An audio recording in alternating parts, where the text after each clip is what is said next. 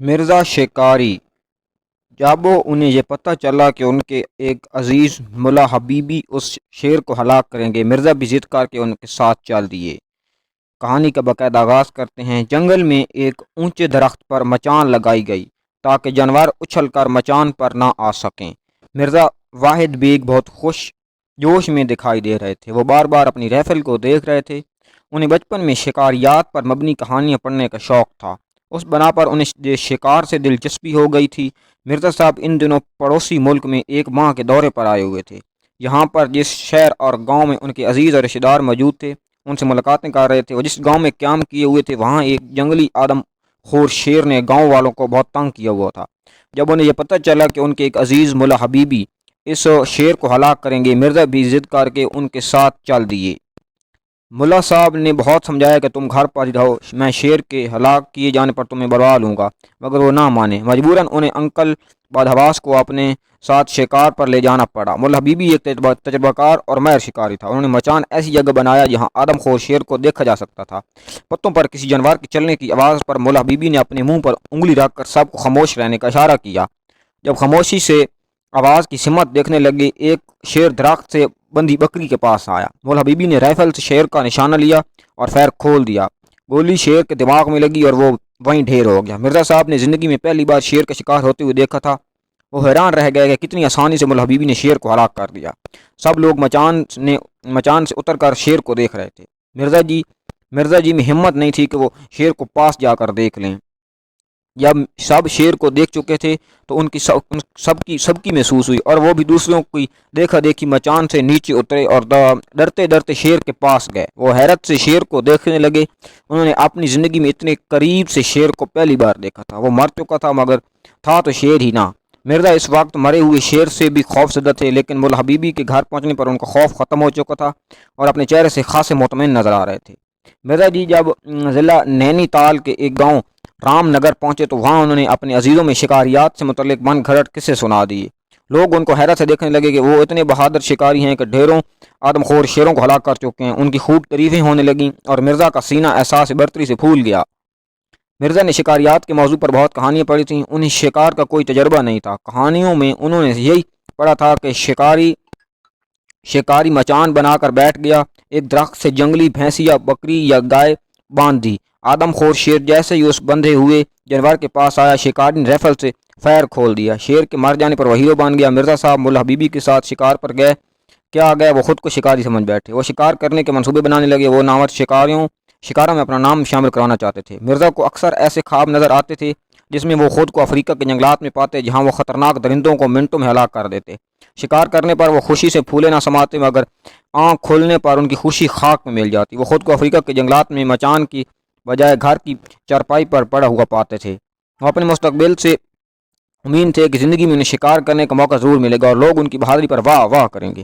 اس گاؤں میں مرزا کے سسرالی رشتہ دار رہتے تھے۔ وہاں کے رشتہ داروں میں بہت بہادری دکھانے کا مطلب تھا کہ ان کی بہادری قصے پاکستان بھر میں پہنچ جاتے اور ان کی سسرال میں عزت بن جاتی۔ اس علاقے میں ایک آدم خور شیر نے گاؤں میں خوب دھوم مچا رکھی تھی۔ نہ جانے کتنے لوگوں کو وہ ہلاک کر چکا تھا۔ گاؤں کے لوگوں نے مرزا کے فرضی قصے سن کر انہیں آدم خور شیر کا شکار کرنے پر راضی کر لیا۔ وہ راضی تو پہلے ہی تھے، بس اپنی خوشامد کرانا چاہتے تھے۔ وہ اپنی اس عزت افزائی پر پھولے نہیں سما رہے تھے۔ اس طرح ان کے شکار کرنے کی خواہش پوری ہو جاتی۔ شیر کا شکار کرنا وہ مولا حبیبی سے سیکھ چکے تھے، اس لیے انہیں اب کسی قسم کی پریشانی نہ تھی۔ مرزا نے سب سے پہلے ان مکانات کو دیکھا جہاں وہ آدم خور شیر دیکھا گیا تھا۔ ان مقامات کو اچھی طرح دیکھ لینے پر ایک جگہ منتخب کر کے مچان لگائی گئی۔ وہاں سے شیر کو آسانی سے دیکھا جا سکتا تھا۔ رات ہونے سے پہلے ایک بکری کو مچان سے کچھ فاصلے پر باندھ دیا گیا۔ مرزا نے اپنے ساتھ گاؤں کے چند لوگوں کو بھی اپنے پاس بٹھا لیا تاکہ گاؤں کے لوگ اس کے کارنامے کو بڑھ چڑھ کر بیان کریں۔ زیادہ لوگوں کے مچان پر بیٹھنے سے جگہ تنگ ہو گئی تھی، مگر مرزا کو اس کی پرواہ نہیں تھی۔ اس کے ذہن میں یہی بات تھی کہ شیر بکری کو کھانے ضرور آئے گا اور اس پر فیر کھول دے گا۔ رات خاصی گزر جانے پر درختوں کے پتوں پر چلنے کی آواز آنے لگی۔ اس کا مطلب تھا کہ شیر یا کوئی اور جانور آ رہا ہے۔ آواز آہستہ آہستہ ان کے قریب ہوتی جا رہی تھی اور پھر مچان کے نزدیک آواز محسوس ہوئی اور خاموشی چھا گئی۔ کوئی جانور وہاں دکھائی نہ دے سکا۔ سب حیران تھے کہ آواز آنے کے باوجود جانور کیوں نہیں دکھائی دیا۔ کہیں یہاں اسیب کا سایہ تو نہیں؟ ایک شخص بولا۔ مجھے بھی ایسا لگ رہا ہے، دوسرا شخص بولا۔ کیا یہاں اسیب بھی ہوتا ہے؟ مرزا نے خوفزدہ ہوتے ہوئے پوچھا۔ ارے صاحب، جنگلوں میں اسیب نہیں ہوگا تو کیا انسان ہوں گے؟ تیسرا آدمی جنگل میں ایسے ایسے خطرناک اسیب ہوتے ہیں کہ انسانوں کو کہیں سے کہیں اٹھا کر پھینک دیتے ہیں۔ پہلے آدمی نے سنسنی پھیلائی، کیا یہ ممکن ہے کہ اس مچان کے ارد گرد بھی اسیب ہو؟ مرزا نے پوچھا۔ بالکل، یہاں اسیب ہے، دیکھا نہیں؟ جانور کے پتوں پر چلنے کی آوازیں آ رہی ہیں اور جانور دکھائی نہیں دے رہا۔ دوسرا آدمی بولا۔ اسیب کا سن پر مرزا بری طرح خوفزدہ ہو گئے اور ان کا دل چاہ رہا تھا کہ فوراً مچان سے چھلانگ لگا کر بھاگ جائیں، اور وہ ایسا کر بھی لیتے، مگر وہ یہ سوچ کر خاموشی سے مچان پر بیٹھ رہے کہ مچان سے کود کر بھاگنے میں ان کا سامنا آدم خور شیر سے ہو سکتا ہے۔ اسیب سے بچ سکتے ہیں مگر آدم خور شیر انہیں زندہ نہیں چھوڑے گا۔ کچھ دیر خاموشی رہی اور پھر دوبارہ پتوں پر کسی جانور کے چلنے کی آواز سنائی دی۔ آواز پر وہ چونکے۔ تھوڑی دیر تک پتوں پر جانور کے چلنے کی آواز آتی رہی اور ایک شیرنی جھاڑیوں کے پیچھے سے برآمد ہوئی۔ یہ تو شیرنی تھی، ایک بولا۔ خاموش کوئی بھی ہو، اب اس کا بچنا مشکل ہے۔ مرزا نے منہ پر انگلی لا کر سب خاموش رہنے کا اشارہ کیا۔ مرزا پر اسیب کا خوف پہلے ہی تھا، اب شیرنی کو دیکھ کر ان کا خوف میں اضافہ ہو گیا تھا۔ شیرنی کا نگانے کو سب انہوں نے رائفل سنبھالی تو ان کے ہاتھ کانپ رہے تھے۔ کانپتے ہاتھوں سے انہوں نے شیرنی کا نشانہ لیا اور گولی چلا دی۔ ان کا نشانہ خطا گیا اور شیرنی بھاگ گئی۔ مرزا بھی شیرنی پر فائر کر کے سنبھلے بھی نہ تھے کہ مچان کی لکڑی ان سب کا وزن برداشت نہ کر پائی اور کئی لکڑیاں ٹوٹ گئیں۔ سب سے پہلے مرزا نیچے گرے، رائفل ان کے ہاتھ سے کہیں گر پڑی۔ مرزا کی خوش نصیبی یہ تھی کہ وہ سخت زمین پر گرنے کی بجائے کسی نرم اور ملائم چیز پر گرے تاکہ اچانک اس چیز نے بھاگنا شروع کر دیا۔ مرزا صاحب بھی گھبرا گیا کہ یہ کیا چیز ہے۔ دراصل مچان کے نیچے چاند کی روشنی پہنچ نہیں پا رہی تھی۔ جیسے ہی وہ چیز چاند کی روشنی آئی، انکل بدحواس کے ہاتھوں کے طوطے اڑ گئے۔ جس شے پر وہ سوار تھے وہ آدم خور شیر تھا۔ پہلی دفعہ درختوں کے پتوں پر دراصل شیر کے چلنے سے آواز پیدا ہوئی تھی۔ وہ پیچھے کی جانب سے آیا اور مچان پر بیٹھے ہوئے سب لوگوں کی نظر سامنے تھی، اس لیے ایسے وہ دیکھ نہ پا رہے تھے۔ شیر کا پیٹ بھرا ہوا تھا، اس لیے شیر بکری پر حملہ کرنے کی بجائے مچان کے نیچے بیٹھ گیا۔ فائر کی آواز اور اس پر انکل بدحواس کے گرنے پر شیر نے گھبرا کر دوڑ لگا دی۔ شیر خوفزدہ تھا کہ اس پر کیا بلا آ کر گر پڑی ہے۔ وہ تیز دوڑتا ہوا دریا کنارے پہنچا، اپنی کھچار میں پہنچ جانا چاہتا تھا۔ مرزا بھی شیر کو دیکھ کر بری طرح خوفزدہ تھے۔ انہوں نے شیر کے بالوں کو مضبوطی سے پکڑ لیا کیونکہ ان کے بال چھوڑ دینے پر خطرہ تھا۔ شیر ان کو گرا کر ہلاک کر سکتا تھا۔ موت کے تصور سے وہ گھبراتے گئے تھے اور اس دن کو کوس رہے تھے کہ جب انہوں نے شکاری بننے کا سوچا تھا۔ شکاری بننے کے خبط نے ان کی زندگی خطرے میں ڈال دیا تھا۔ وہ دل ہی دل میں آئندہ شکار نہ کرنے کا عزم کرنے لگے اور اللہ تعالیٰ سے دعا کر رہے تھے کہ اب اگر زندگی بچ گئی تو پھر چوزے کبھی شکار نہیں کریں گے۔ اب سامنے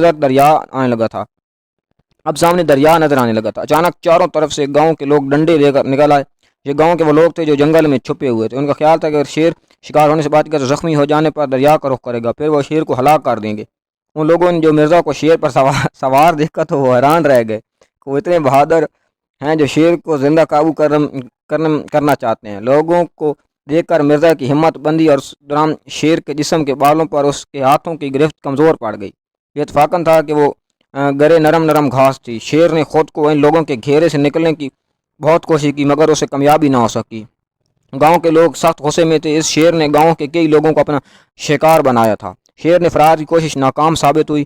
گاؤں والوں نے ڈنڈوں اور کلہاڑیوں کے وار سے شیر کو ہلاک کر دیا۔ شیر کے ہلاک ہونے پر گاؤں کے لوگوں نے مرزا کو اپنے کاندھوں پر بیٹھا لیا۔ گاؤں میں ان کی بہادری کی دھوم مچ گئی اور مرزا اپنے دل میں جان بچ جانے پر خوش تھے۔ ان کی بیگم کو بڑی حیرت ہو رہی تھی کہ اتنے بہادر کب سے ہو گئے۔ اس بہادری کا راز صرف مرزا کو ہی معلوم تھا۔ اگر سٹوری پسند آئی ہے تو لائک کر دیں اور چینل کو سبسکرائب کر دیں۔ شکریہ۔